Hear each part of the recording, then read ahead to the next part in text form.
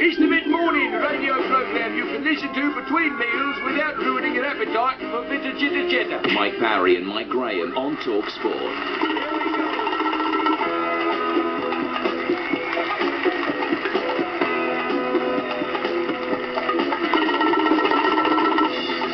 Good morning again, it's 6 minutes past 11 here on talksport. You're listening to MG Mike Graham and myself, the Portmeister Mike Parry. We're with you through till 1 o'clock. A very, very exciting weekend of football, of course. Not over yet. Manchester City, Liverpool tonight. We'll be talking about that tomorrow morning, Mike. And it really will be a test and a trial of strength for two pretenders to the throne of the fourth team in the Big Four. Okay? It will be interesting to see as well, because we both have a differing view. I think Man City will win. You think Liverpool will win? I think Liverpool will win, yeah. But we'll see about that, of course, and something to look forward to tonight, to talk about tomorrow morning. Now, we've been talking all things Welsh. We'll come back to that in a minute. Now, I want to talk about this report about women drinkers. Now, it's fair to say a big percentage of listeners to TalkSport are men, because that's the sort of station we are, although we welcome every woman listener we've got and hope we'll get many, many more over the months and years as you listen to the mid-morning show here, because we do really enjoy getting your point of view. This is an argument, a debate now which we want to spread across the whole community of our listeners, because every man who listens to TalkSport has got a wife or a mother or a sister or a daughter or a niece or whatever. All our lives are affected by the way that our women are positioned in our lives, conducting themselves. Right, now it's the way women conduct themselves which this report is so terrifying. Give me an outline of this report, Mike. Yeah, it's a University College London report in which they actually studied the alcohol consumption and sexual activity of 25,000 girls between the ages of 16 and 44 over 10 years, right? And what they found is that promiscuity is hugely on the rise, abortions are hugely on the rise, binge drinking ladettes 40% more likely to have an abortion, sales or prescriptions rather of the morning after pill are going up, and not only that, but just from you and I's experience of seeing what goes on Friday and Saturday night, women are by far the worst offenders in the binge drinking stage. You see gangs of women going around, horribly doing things in the street, ghastly. Without a shadow of a doubt, give us a call, 08717 22 33 44. Right, good morning again. Now let's get this into perspective, right? You've just read out the details of this report, which says that, women are experiencing all sorts of problems now about, pregnancies, abortions, all that kind of stuff, and, picking up sexually transmitted diseases and that kind of stuff. But it all boils down, Mike, to the fact that women these days are drinking more than they've ever drunk by a massive percentage increase over the last 10 years. And in some ways more than the men folk in their families. I mean, I am the father of a teenage daughter.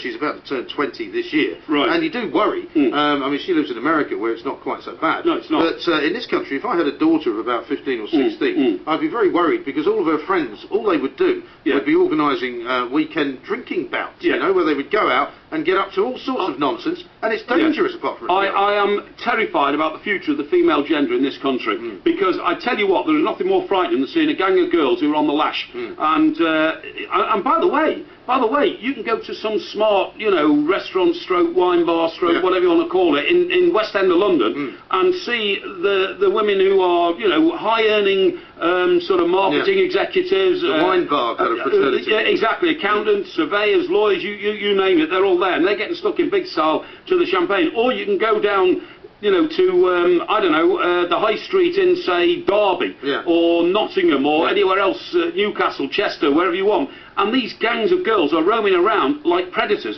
And when I say predators, not there to steal men, but to steal your freedom to walk around your town at night in safety and comfort. Well, Nottingham's a very good example, because apparently in Nottingham, young women outnumber men by 4 to 1. I know. So if you're a young man walking down... well, why? Well, because there's more women there than there are in Milton. I thought it was because it was the only place that would let you in. But that's another story. No, but I mean, if you're a young man, or even a reasonably good-looking man, walking down the street, these girls will come out. I mean, you wouldn't want to walk through a gang of girls when they're all as drunk as they are. But also, you feel shockingly, I don't know, out of sorts when you see young ladies crawling around on their hands and knees, vomiting, behaving dreadfully.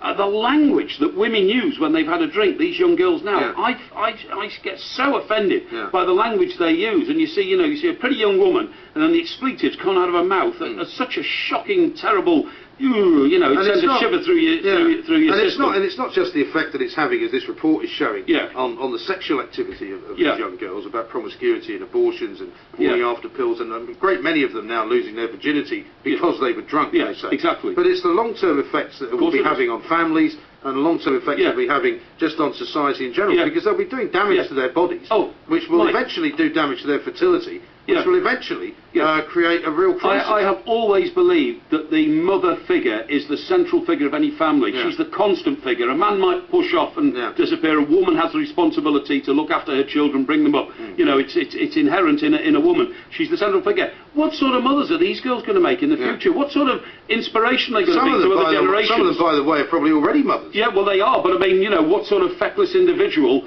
is going to become a good mother? Not one at all. Now, I want to hear from our listeners, please. You've all got women in your life. You have got wives, and you've got girlfriends, of course.